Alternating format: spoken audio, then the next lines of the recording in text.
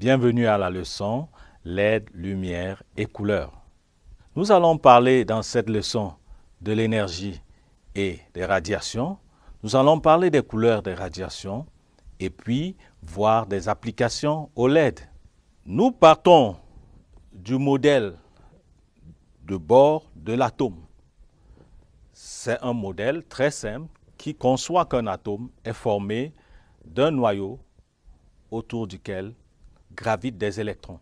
Ces électrons tournent autour du noyau selon des trajectoires circulaires centrées sur le noyau et ces trajectoires sont concentriques. Chacune de ces trajectoires est également appelée une couche et chaque couche porte un numéro compté ou alors attribué de l'intérieur vers l'extérieur. Un électron qui se trouve sur une couche et reçoit de l'énergie passe à une couche supérieure et on dit qu'il y a eu absorption. Contrairement à cela, un électron qui se trouve sur une couche et émet de l'énergie passe à une couche inférieure et on dit qu'il y a émission.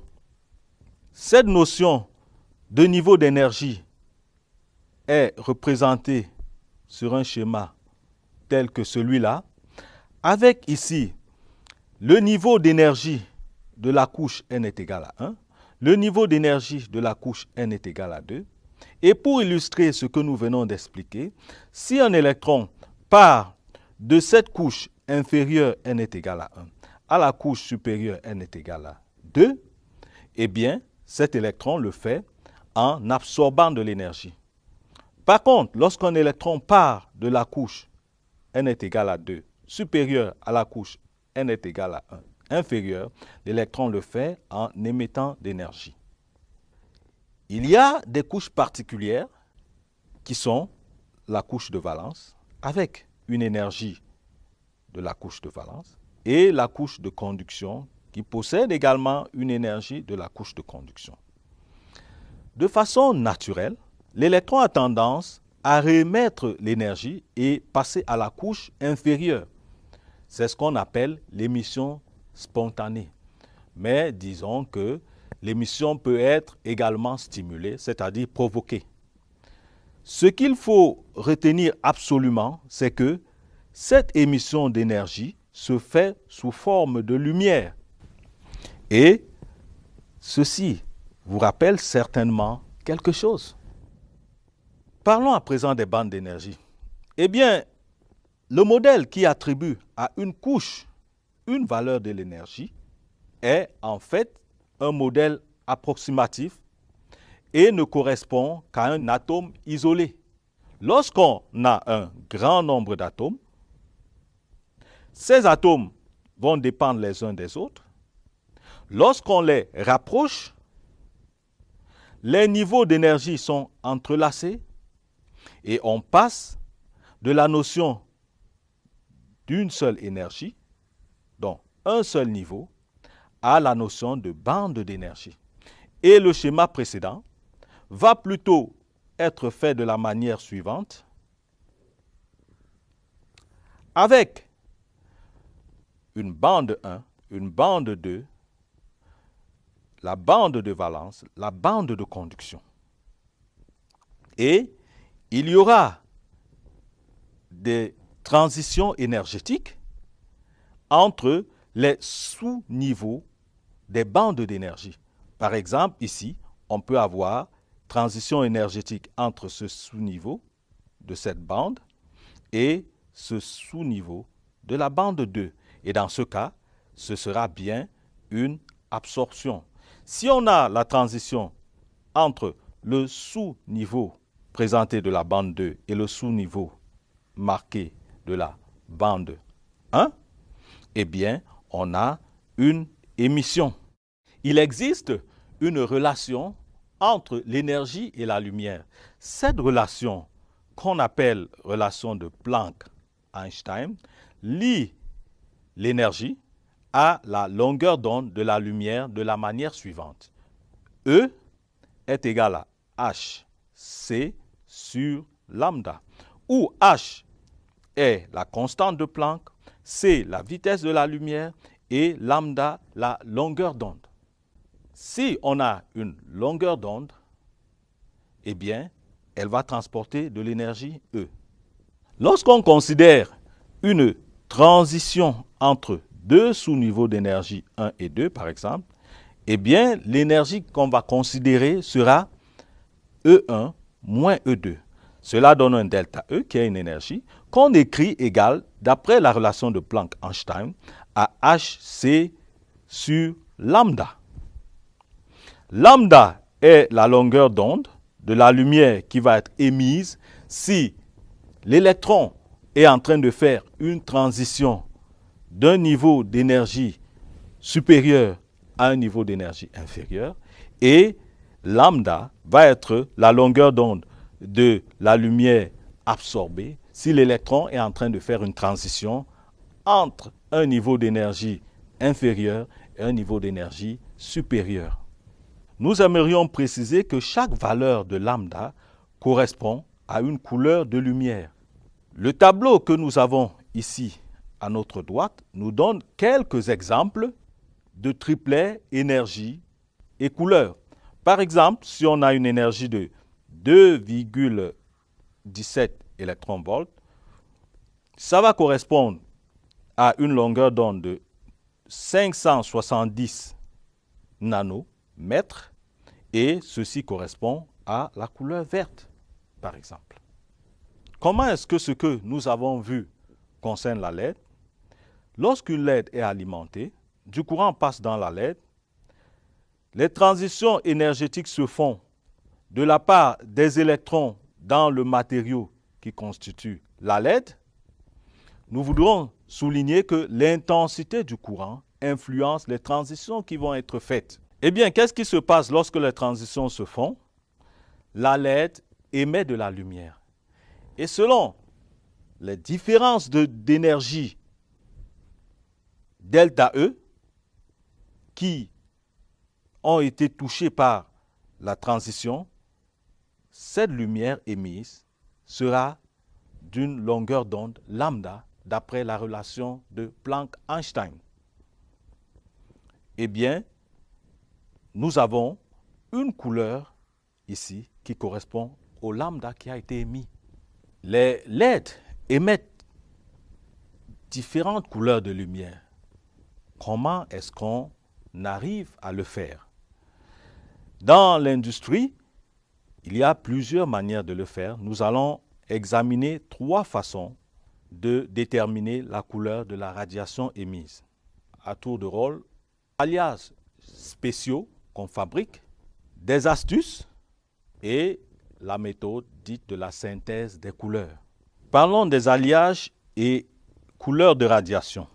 Depuis les années 1960, la recherche a permis de découvrir des alliages d'éléments chimiques qui, utilisés dans la fabrication de LED, permettent d'émettre des radiations de couleurs différentes. Nous avons quelques exemples qui sont donnés ici. L'arsénure des galliums utilisés permettrait d'avoir une longueur d'onde de 850 nanomètres et ce serait de la couleur rouge. Alors que le phosphure de gallium utilisé permettrait d'avoir une longueur d'onde de 565 nanomètres et ce serait la couleur verte qui serait émise. Évoquons quelques astuces qui sont utilisées. Lorsque, par exemple, on utilise du nitrure de gallium-indium, eh bien, on obtient de la couleur bleue.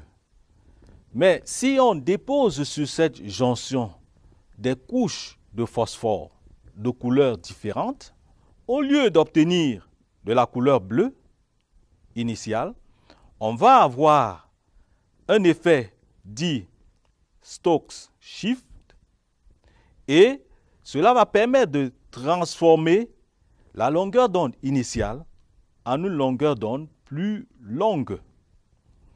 Ce principe est utilisé, par exemple, dans les ampoules fluorescentes. Un autre exemple de cette technique, sur du phosphure de gallium qui produirait normalement du vert, si on ajoute l'arséniophosphure de gallium qui, toute seule, devrait produire du rouge, on obtient de la couleur jaune par synthèse de couleurs. C'est justement la notion suivante. Alors la synthèse de couleurs, qu'est-ce que c'est? C'est l'obtention d'autres couleurs à partir des couleurs de base dites primaires. Il existe deux types de synthèse. La synthèse additive qui utilise comme couleur primaire le rouge, le vert et le bleu. Un exemple de synthèse additive est donné là. Parlons-en un peu. Si on ajoute du rouge au vert, on obtient du jaune. Si on ajoute du rouge au bleu, on obtient du magenta. Mais si on ajoute du vert au bleu, on obtient du cyan. Imaginez maintenant qu'on ajoute du vert au rouge et au bleu, en proportion strictement égale, on obtient du blanc.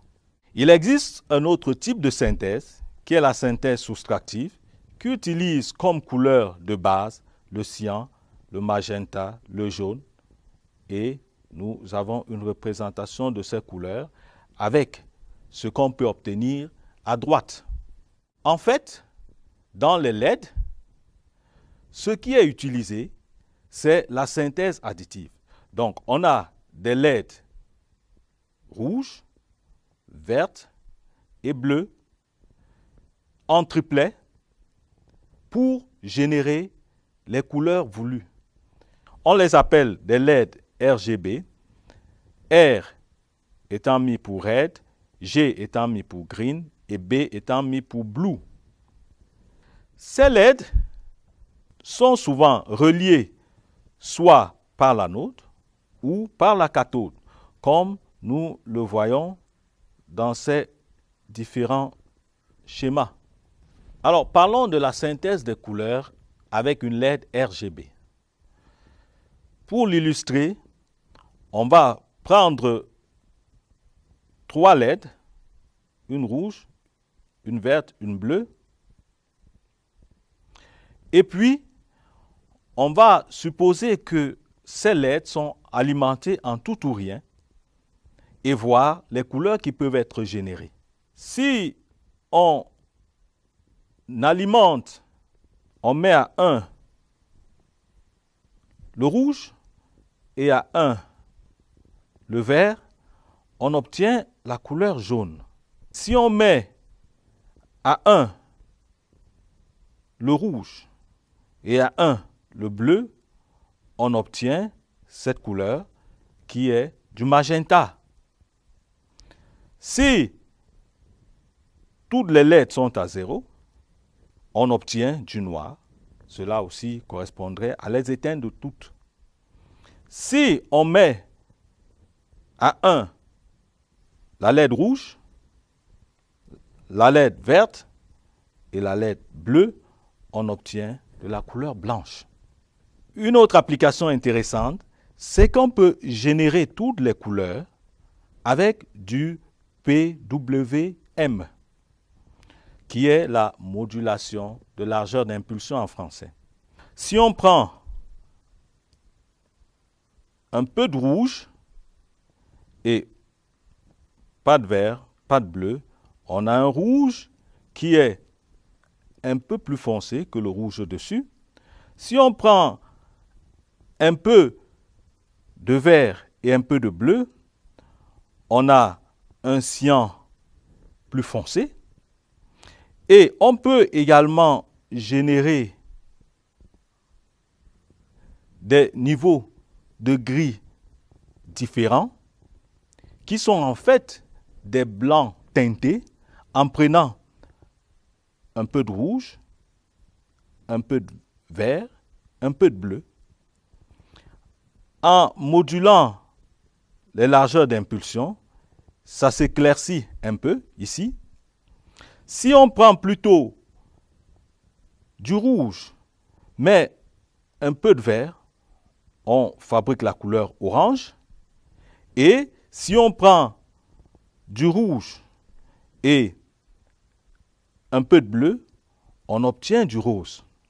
Donc, nous voyons que par rapport à la possibilité ici, on a une plus large palette de couleurs qu'on peut fabriquer en utilisant du PWM.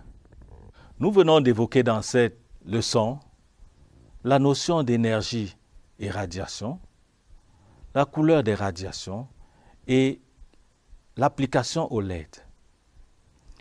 Vous avez certainement vu des enseignes qui affichaient des couleurs différentes avec des animations quelquefois plaisantes.